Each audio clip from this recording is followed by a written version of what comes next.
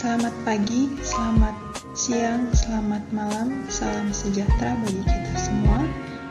Dalam video kali ini, saya akan menjelaskan mengenai hasil praktikum mata kuliah konservasi tanah dan air yang telah saya laksanakan dalam rangka memenuhi tugas mata kuliah konservasi tanah dan air.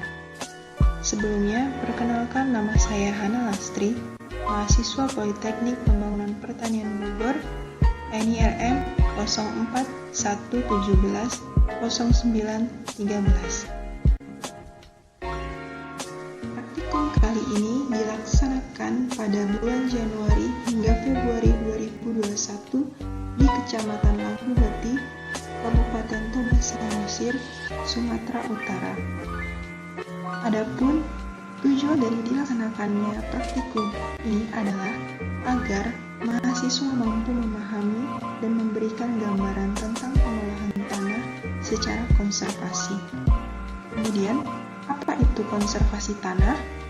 Konservasi tanah dalam arti luas adalah penempatan setiap bidang tanah pada cara penggunaan yang sesuai dengan kemampuan tanah tersebut dan memperlakukannya sesuai dengan syarat-syarat yang diperlukan agar tidak terjadi kerusakan tanah.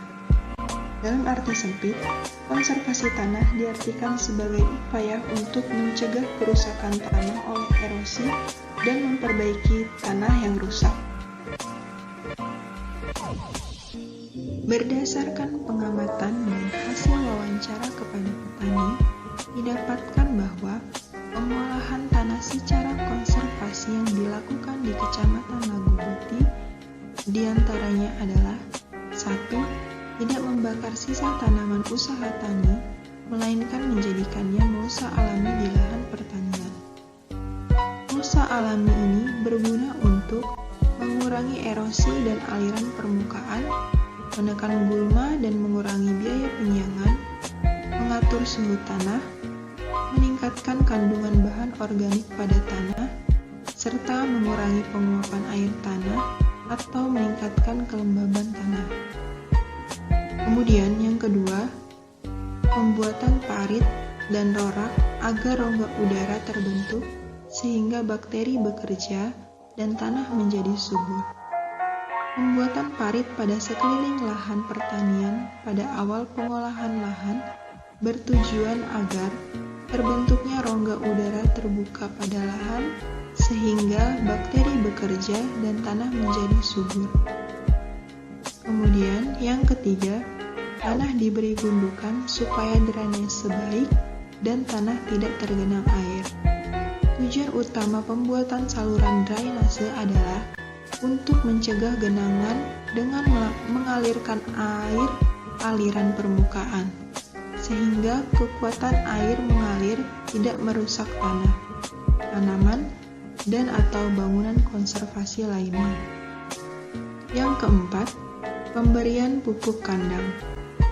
Pemberian pupuk kandang bertujuan untuk menghasilkan kandungan C organik. Penggunaan pupuk organik dalam jangka panjang dapat meningkatkan produktivitas lahan dan dapat mencegah degradasi lahan.